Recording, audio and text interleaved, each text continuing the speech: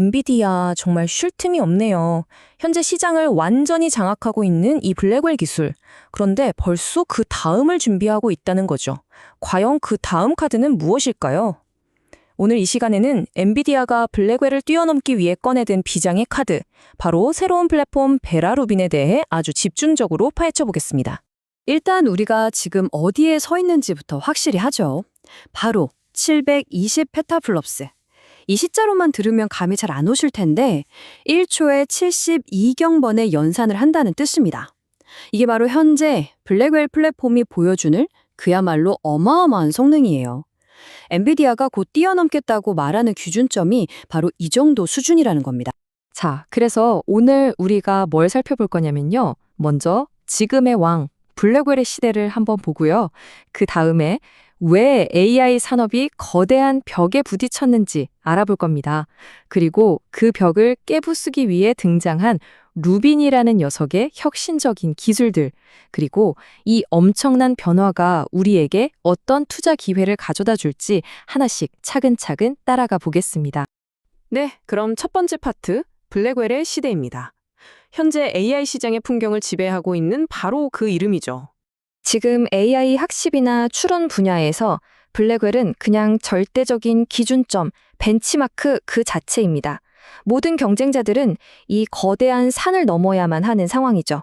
그야말로 AI 칩 기술의 정점에 서 있다고 할 수 있습니다. 그런데 말이죠. 여기서 중요한 포인트가 나옵니다. AI의 미래는 이제 그냥 더 빠른 칩, 그것만으로는 안 된다는 거예요. 연산 속도만으로는 해결할 수 없는 뭔가 근본적인 문제에 부딪혔다는 거죠. 이건 패러다임 자체를 바꿔야 한다는 아주 강력한 신호입니다. 그렇다면 AI 산업이 마주한 그 벽이라는 게 구체적으로 뭘까요? 바로 기술이 물리적인 그리고 현실적인 한계에 부딪히기 시작했다는 겁니다. 이 차트 좀 보세요. 정말 충격적이지 않나요? 대만 전체 전력에서 반도체 회사인 TSMC가 차지하는 비중이 2030년에는 무려 23.7%, 거의 4분의 1에 이를 수 있다는 겁니다. 이게 단지 반도체 공장만의 이야기일까요? 아니죠. 앞으로 대규모 AI 데이터 센터가 얼마나 비현실적인 수준의 에너지를 잡아먹게 될지를 보여주는 강력한 경고등인 셈입니다. 이 문제들을 딱 세 가지 핵심 병목 현상으로 정리해 볼 수 있습니다. 첫째, 전력. 이 엄청난 전기를 공급하는 것 자체가 한계에 부딪혔어요. 렉 하나에 무려 200kg짜리 구리 막대가 들어갈 정도라고 하니까요. 둘째, 냉각. 이 어마어마한 열을 식히는 것도 이제 한계에 다다랐고요. 마지막으로 셋째, 대역폭. 폭발적으로 늘어나는 데이터를 전송하는 물리적인 케이블의 한계입니다. 이 세 가지가 바로 AI의 발목을 잡는 거대한 벽인 거죠. 자, 이 거대한 벽 앞에서 엔비디아는 과연 어떤 답을 내놓았을까요? 단순히 칩 성능만 조금 더 좋게 만드는 걸로는 어림도 없는데 말이죠. 판 자체를 바꾸는 아주 혁신적인 해결책을 지금부터 살펴보겠습니다. 바로 엔비디아의 차세대 플랫폼 루빈이 등장합니다. 루빈은요, 그냥 다음 버전 칩이 아니에요. 데이터 센터 설계라는 판 자체를 근본적으로 완전히 새로 짜는 개념입니다. 이 슬라이드가 모든 걸 말해줍니다. 블랙웰이 점진적인 칩 업그레이드의 개념이었다면 루빈은 아예 시스템 재설계입니다. 차원이 다른 이야기죠. 이게 가장 중요한 차이점이에요. 그러니까 루비는 칩 하나하나를 개선하는 게 아니고요. 우리가 아까 봤던 전력, 냉각, 데이터 전송, 이 세 가지 골치 아픈 문제를 시스템 통째로 접근해서 풀어버리겠다는 겁니다. 아주 통 큰 솔루션이죠. 좋습니다. 그럼 루빈 플랫폼이 도대체 어떻게 그런 혁신을 만들어내는지 그 핵심 기술들을 하나씩 한번 뜯어보겠습니다. 먼저 핵심 두뇌라고 할 수 있는 VR200 GPU입니다. AI가 질문에 대한 답변을 생성하는 디코드 과정을 전담하는 가속기인데요. 여기서 진짜 중요한 건 바로 차세대 메모리인 HBM4를 최초로 채택했다는 겁니다. 메모리 기술의 완전한 세대 교체를 알리는 신호탄이라고 할 수 있죠. 그리고 또 하나, CPX 가속기라는 녀석이 있습니다. 이건 AI가 사용자의 질문을 이해하고 처리하는 초기 단계, 그러니까 프리필 과정을 전담하는 특수 칩이에요.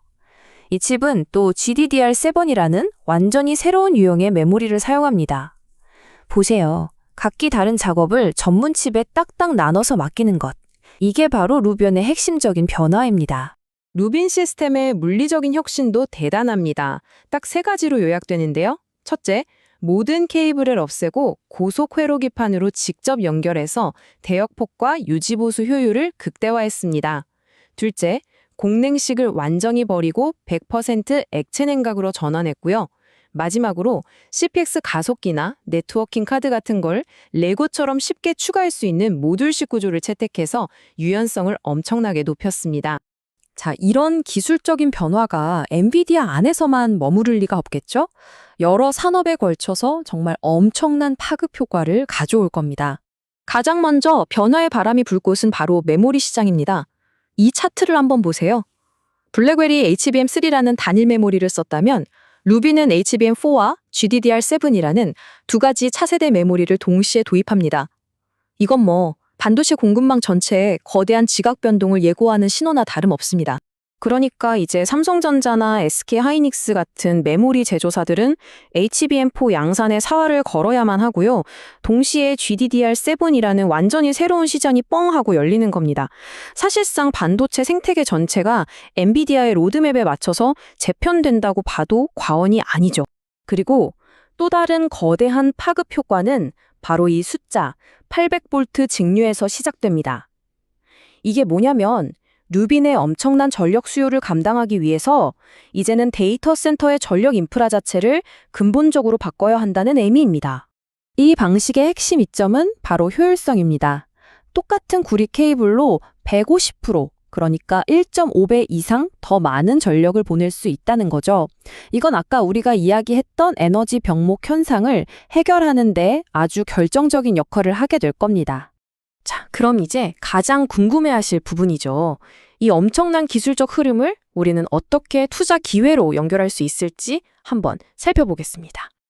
이 거대한 변화 속에서 크게 3가지 투자 테마를 주목해 볼 수 있습니다. 첫째, HBM4와 GDDR7 혁명을 주도할 메모리 공급망, 반도체 전반에 투자하는 SMH 같은 ETF가 좋은 선택이 될 수 있겠죠. 둘째, 이 기술 생태계의 중심인 아시아 시장, 관련 기업에 폭넓게 투자하는 AIA도 눈여겨볼 만합니다. 그리고 마지막으로 어쩌면 의외의 수혜주가 될 수 있는 전력 유틸리티 기업들, 800V 인프라 전원의 수혜를 입을 UTS 같은 ETF입니다. 각 테마가 우리가 지금까지 이야기한 변화와 어떻게 직접적으로 연결되는지 명확하게 보이시죠? 엔비디아는 이미 다음, 그리고 그 다음 단계까지 내다보면서 움직이고 있습니다. 이 무서운 속도와 시스템 전체를 바꾸는 거대한 비전 앞에서 과연 다른 경쟁자들은 어떻게 대응할 수 있을까요? AI 시대의 경쟁은 이제 완전히 새로운 국면으로 접어들고 있습니다.